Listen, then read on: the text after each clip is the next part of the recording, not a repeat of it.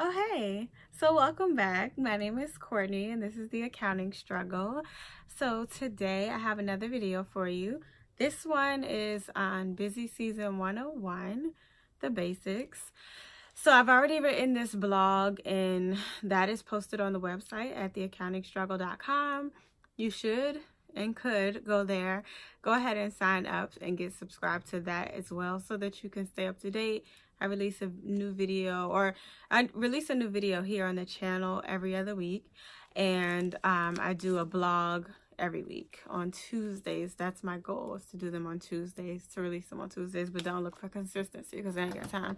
So I have three basic things that I'm going to try to go over with you for busy season. This is going to be more so for people who are doing internships, or if this is your first busy season. I have three main things that I want you to keep in mind that I find to be really helpful for me. My first couple of busy seasons, I wish I would have been thinking more about this. It would save me a lot of stress, but you know, you live and you learn. So my tip number one is don't freak out. So this season in particular is way more intense than normal, especially for tax people, because of all of the tax reform. There's not like one or two things, it's like a million things that we have to consider. So everyone around you is probably talking about how stressed, oh my god, it's going to be such a cluster and blah blah blah. And that is one way to look at it. That is one approach. People are freaking out a lot, especially in spaces that I've seen on the blog spheres. Just in general, people are like having a fit, and that's great and all, but like I just don't feel like that's the best way to go into this busy season, and we're here now, so freaking out is just not productive. So I would say yes, this busy season is going to be intense. There is a lot to consider. There's a lot that's new. There's a lot just a lot of stuff that's going to impact your clients, particularly as it pertains to tax reform. But the reason why you shouldn't freak out is because, like, that's a waste of your energy. What did you solve? Like, nothing. You spent all that time freaking out, and now what? The return is still due, and you haven't solved anything. So I would say use your energy to control what you can control. Do the work that you're assigned. Do it to the best of your abilities. Learn from your mistakes. Ask questions, research, get the answer, boom, move on. I know it sounds like I'm oversimplifying it, but ultimately, unless you can change the law, it's kind of a waste of your time to freak out about the law. So I would just say, and that's not being naive, that's just honestly, like, there's nothing you can do. We're here now. The law is the law. Everything that has changed has changed. Do your best. And don't freak out, because, like, honestly, that's only going to make your life more stressful. So do not freak out. Stay on top of what you can stay on top of, but just take one assignment at a time. If you're looking at your whole entire, outlook, and you're like, oh my God, I have so many assignments, and I have to get this done, and I have to get this done, and I have to do this, you're going to freak out. Just take it one step at a time. I love the saying, what is the best way to eat an entire elephant? It seems like a really big task because it's such a big elephant, but just take it one bite at a time. That's it. So that's tip number one. Tip number two is manage your expectations.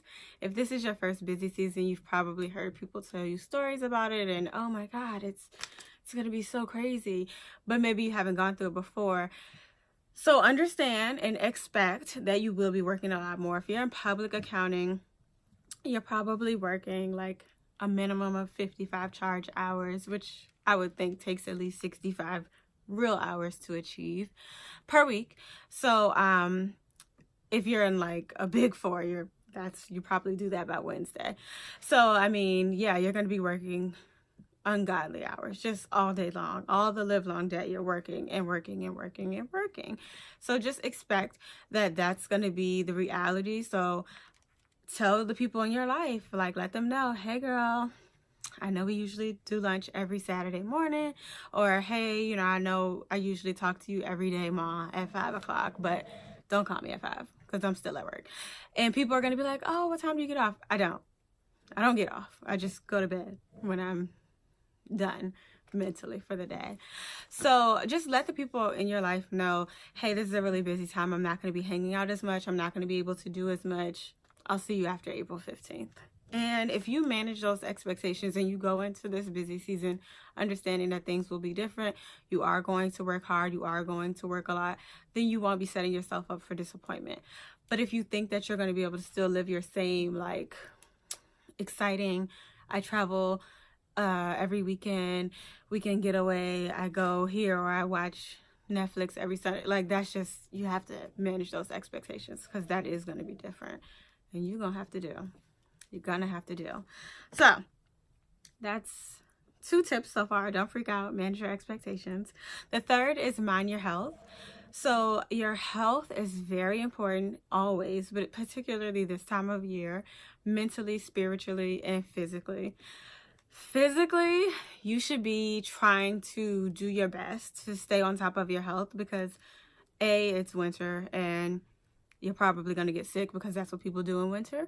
So you should be making sure that your work environment is, like, clean and tidy and free of germs. If you are sick, do not come to work. That's not right. Yes, I'm talking about you. Don't come into the office if you are sick, if you can work from home. But if people do that, which they will, just make sure you arm yourself with Lysol wipes and wipe your stuff down. If someone's in your cube touching stuff with their little germs, wipe it all down when they're not looking. Don't do it while they're there, because that's rude. But yeah, just make sure you're staying on top of your health. Make sure you're keeping a clean work area. Take your dirty dishes away. Get rid of that stuff that needs to be shredded. Get rid of the dust. All of that stuff is going to keep you sick physically, but it also probably will wear on your mental. Like, it's just too much. It's going to stress you out. So make sure that you stay healthy. Make sure that you're saying no to at least some of the donuts and cupcakes that are going to come into the office, because people are going to, clients just, they don't want to see us win. They don't. So they're going to send us donuts and cupcakes and pies, and you're going to get those emails like, donuts are in the kitchen, enjoy. And you're going to feel tempted. So say no at least some of the time. I get it's hard. I get it. But if you have, like, an accountability partner, just let somebody know, like, hey, I'm trying to do my best. I'm trying out here. Can you just, like, call me out if you see me going for that 4th brownie? Because I don't need it.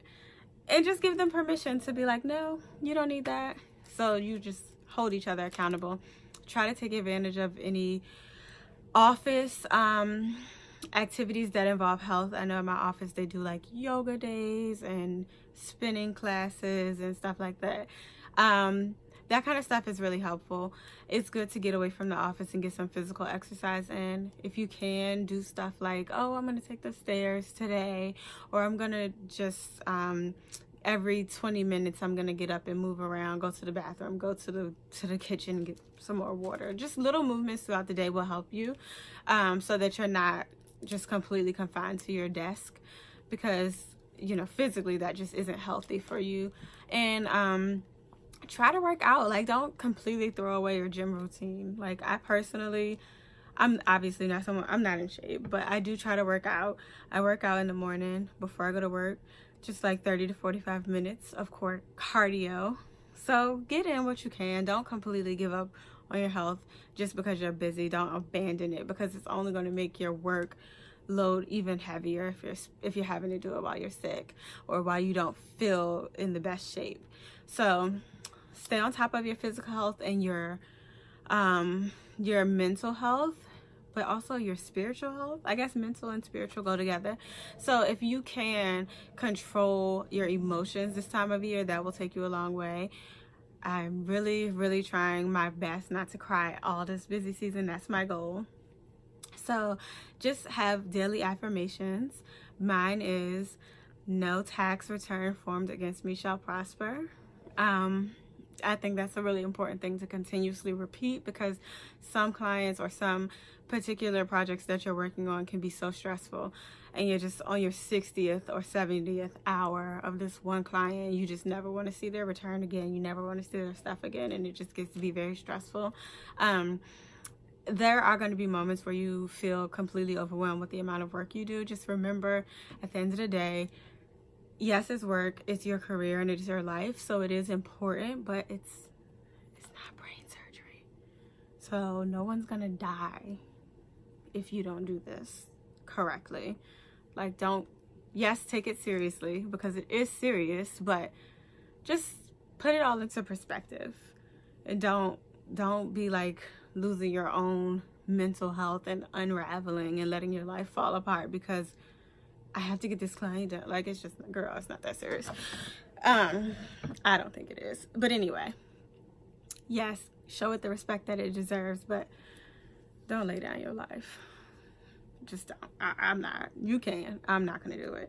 So I would say mind your spiritual health, mind your mental health, and your physical health.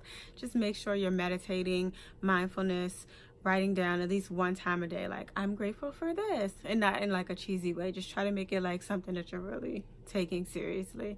And if you can carve out like maybe 15 to 20 minutes a day to just have a moment to yourself, even if it's just a glass of wine that you drink at the end of the day, like I'm about to do, those little things will take you through busy season, only if you're of age, of course. But yeah, don't let this busy season take you down. You can get through it. You will get through it. It's really not that deep. Busy seasons happen every year, and people make it out on the other side every single year. So this one is no different. Just make sure you understand that it's going to be busy. You don't freak out. You maintain your health, and you will be fine. So that's all for today. I hope that these tips were helpful. I hope that you were able to take something from it and that you implement it and that it works. And hopefully after April 15th, you will still have all of your edges, and your life will still be intact. Your relationships will still be intact. And yeah, so let me know if you have any other suggestions or things that you do that have been working for you. And yeah, I think that's it for me. I'm very tired, so I'm gonna go now, but I will see you guys in probably a couple of weeks. Okay, bye.